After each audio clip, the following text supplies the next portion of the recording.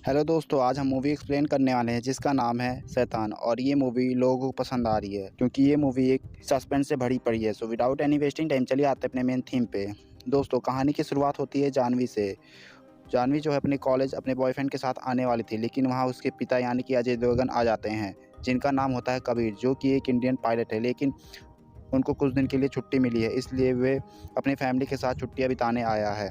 कबीर जो है अपनी बेटी के कॉलेज पहुंच जाता है, जो कि जानवी को रिसीव कर लेता है। लेकिन जानवी बताती है कि पापा, हमारे स्कूल के बच्चे टूर पे जा रहे हैं, जो कि मुझे भी जाना पड़ेगा। तभी उसके पापा मना करते हैं कि नहीं, तुम नहीं जाओगी, मैं तुम लोगों के साथ टाइम स्पेंड करने के लिए कुछ दिन के लिए छुट्टी लेकर आया हूँ। लेकिन उसकी बेटी जो है जिद पे आ गई थी, इसलिए फाइनली उसके पापा मान जाते हैं कि चलो कोई दिक्कत नहीं है, तुम चले जाओ, लेकिन सबसे पहले जितने भी ट्रेवल्स आ रहे हैं उनके मुझे लिस्ट दे दो। तभी उसकी फैमिली कहते हैं कि इससे पहले चलिए आते हैं फार्म हाउस पे घूम आते हैं। तभी वो फार्म हाउस पे जाते हैं, लेकिन रास्ते में एक रेस्टोरेंट पे रुक जाते हैं जहाँ उसकी फैमिली खाना खाती है। जानवी कपूर खाना नहीं खाती है क्योंकि उस खाने में काफ़ी मसाले और ऑयली थे। तभी वहाँ एक वनराज का आदमी आता है, जहाँ पर कबीर का कुछ मदद भी करता है। दरअसल कबीर के पास कुछ छुट्टे पैसे नहीं थे, इसलिए वे कुछ छुट्टे पैसे दे देता है, जिससे कबीर की मदद हो जाती है। फिर हम देखते हैं कि चुपके से जानवी को कुछ खाना खिलाता है वनराज, और उसमें कुछ मिला देता है, जिसमें जानवी चुपचाप सारा खाना चट कर जाती है और बाद में उसे एक बिस्कुट भी देता है और कहता है कि तुम खा लो, और लेकिन किसी को घर पे बताना नहीं। तभी हम देखते हैं कि उसके फार्म हाउस पर सब इंजॉय कर रहे थे। तभी देखते हैं कि उसके घर पे कोई आया, और हम देखते हैं कि कोई और नहीं बल्कि वनराज ही आया था। अब चूँकि वहाँ पे वनराज कबीर का थोड़ा बहुत दोस्त भी बन गया था, क्योंकि उसने उसकी मदद भी की थी रेस्टोरेंट में, इसलिए वनराज जो है कबीर से कहता है कि मेरी मोबाइल की बैटरी डेड हो गई है, मैं चाहता हूँ कि तुम्हारे लैंडलाइन से फ़ोन कर लूँ ताकि मेरी बेटी मुझे आके यहाँ रिसीव कर ले। तभी उसे उसकी फैमिली उसे चाय पानी पिलाती है, लेकिन उसकी बेबी उसे बहुत डांटती है और कहती है हम किसी भी अजनबी पर विश्वास नहीं कर सकते हैं। अब इधर हम देखते हैं जो कि वनराज जो है जानवी को पूरी तरह से वश में कर लिया था। उसने सारे राज पूछ लिया, उसके बॉयफ्रेंड और उसके फैमिली के में सारे राज पूछ लिया था, और जानवी जो है उसे सब कुछ बता रही थी। अब इधर हम देखते हैं और कबीर जो है इधर आते हैं और देखते हैं कि वे दोनों बातें कर रहे। तभी वो दोनों एकदम से शॉक्ड हो जाते हैं, क्योंकि जानवी जो है वनराज की सारी बातें मान रही थी। तभी कबीर को गुस्सा आता है और कहता है कि जो होना था हो गया, चलो अब तुम यहाँ से चले जाओ। तभी वनराज कहता है मैं यहाँ से नहीं जाऊँगा और तुम मुझे निकाल भी नहीं सकते हो, चाहे तो तुम मुझे ट्राई कर सकते हो। तभी उसका हाथ पकड़ता है ज़बरदस्ती कबीर और उसे वनराज को बाहर ले जाता है, लेकिन उसकी बेटी आ जाती है और कहते हैं अंकल जो है यहाँ से कहीं नहीं जाएंगे, क्योंकि वनराज ने बोल दिया था कि तुम अपने पापा को रोको, मुझे यहाँ से ना जाने दे। इसलिए वो बेटी उसे अपने पापा को रोक लेती है कि नहीं जाएंगे। तभी ज्योति और शौक हो जाती है और वनराज जो है कहता है कि मैं तुम्हारी बेटी को पूरी तरह से वश में कर लिया हूँ, अब मैं जो चाहूँ वो करवा सकता हूँ। तभी कबीर और ज्योति मान नहीं रहे थे। तभी वह एग्जाम्पल देने के लिए उनकी बेटी से कहता है कि तुम जानवी जो है चाय की पत्ती खा लो। तभी वो चाय की पत्ती पागलों की तरह खाने लगती है और उसे उसकी मम्मी उसे बहुत घबरा जाती हैं, सब देखते हैं और उसे डांटती भी हैं। और कबीर कहता है कि तुम्हें जो चाहिए वो ले लो, लेकिन मेरी बेटी को छोड़ दो। तभी वह कहता है कि ऐसा नहीं हो सकता है, मैं तुम्हारी बेटी को ले जाना चाहता हूँ, बस तुम्हारे परमिशन चाहिए। अगर तुम दोनों परमिशन दे देते हो तो जानवी को कम तकलीफ़ होगी, नहीं तो जानवी को ज़्यादा तकलीफ़ होगी, क्योंकि वो मेरे वशीकरण में है और मैं उससे जो चाहूँ वो भी करवा सकता हूँ। तभी वनराज कहता है कि जानवी तुम अपने पिता को एक थप्पड़ मारो। तभी जानवी ऐसा ही करती है। अब वनराज बोलता है कि अगर तुम सीधे सीधे परमिशन दे देते हो तो इसे आराम से लेकर मैं चला जाऊंगा, नहीं तो परेशानी तुम्हारी फैमिली को भी हो जाएगी। अब इधर हम देखते हैं बर्दाश्त से बाहर हो गया था। तभी कबीर को गुस्सा आता और वो सीधा वनराज को मारने लगता है और उसे उसका गला दबाने लगता है। लेकिन वनराज कहता है मैं शैतान हूँ, तुम मेरा कुछ भी नहीं कर सकते, मैं जैसा दिखता हूँ वैसा हूँ नहीं, इसलिए तुम मेरे को मारने की कोशिश कभी भी गलती से भी मत करना।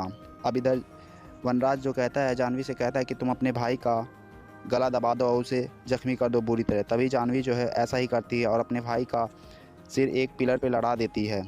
अब उसकी मम्मी पापा उसका पट्टी आराम से करते हैं कमरे में ले जाकर ऊपर। तभी वनराज जो है, अब जानवी जो है हॉल में थे और दोनों गुस्से में थे, इसलिए वनराज कहता है कि मैं थोड़ा आराम कर लेता हूँ, अगर मेरे करीब कोई आएगा तुम अपने माता पिता को बेरहमी से मार देना। तभी कबीर जो है उसके करीब में जाने की कोशिश करता है वनराज के, लेकिन जानवी जो है उन्हें चाकू से मारने लगती है, इसलिए वह फिर पीछे हट जाता है। तभी उसे याद आता है कि उसके बैग में एक ऑफिशियल फ़ोन है जो कि अपनी टीम को फ़ोन कर सकता है, क्योंकि वनराज ने जानवी से कहकर उसके सारे घर के लैंडलाइन कटवा दी थी और फ़ोन की जो भी व्यवस्था थी वो ख़राब कर दिया था। और फिर जब वह उठता है तब वह जानवी को गाना गाने के लिए कहता है और साथ में नाचने के लिए भी कहता है, जो कि वो डांस करती है ज़बरदस्ती। वो 1 घंटे लगातार डांस करती है, थकने के बावजूद भी डांस करती जा रही थी क्योंकि वे वनराज के वश में थी। और वनराज बस यही चाह रहा था कि उसके मम्मी-पापा उसे परमिशन दे दें, उसे ले जाने के लिए। इसीलिए उसे ज़्यादा टॉर्चर करता था। अब वनराज बोलता है कि तुम अपने बेटे को 5 मिनट के अंदर उसे कहीं छुपा दो, क्योंकि जानवी जो है 5 मिनट के अंदर तुम्हारे बेटे को जान से मारने वाली है। इसलिए जल्दी-जल्दी दोनों ज्योति और कबीर अपने बेटे ध्रुव को छुपाने लगते हैं और जैसे ही 5 मिनट हो जाते हैं जानवी जो है जल्दी-जल्दी उसे ढूँढने जाती है।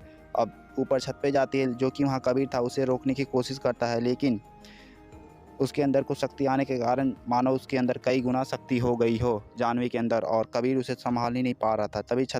तभी उसे जानवी को ध्रुव के बारे में पता चल जाता है, जो कि छत के एक कोने में बैठा था, और उसे छत से के ऊपर से उसे सीधा नीचे ढकेल देती है, जो कि वो बहुत ज़ख्मी हो जाता है और उसे पट्टी मरहम की अब ज़रूरत नहीं थी, उसे सीधा हॉस्पिटल की ज़रूरत थी, क्योंकि वो पूरी तरह से अधमरा हो चुका था।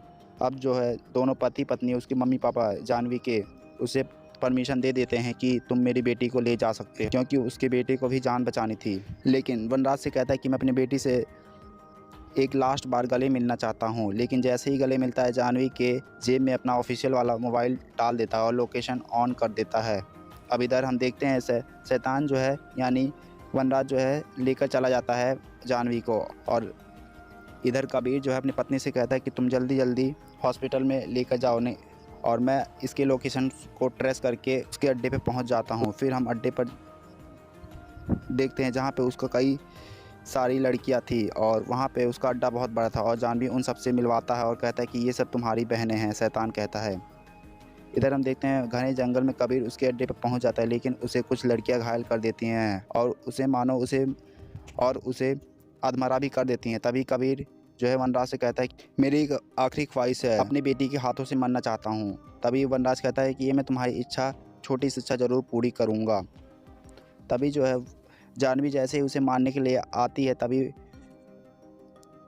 उसके कानों में कबीर जो है एक नुकीली चीज़ डाल देता है, जिससे वो बहरी हो जाती है और कुछ भी उसे सुनाई नहीं देता। इसके बाद फिर हम देखते हैं वनराज के एक कैंची से जीभ काट देता है कबीर, इसलिए वे लड़कियों को कुछ कमांड नहीं दे पाता है और सारी लड़कियों की ज़िंदगी सही सलामत कर देता है कबीर, और अपनी बेटी की भी ज़िंदगी सही सलामत कर लेता है।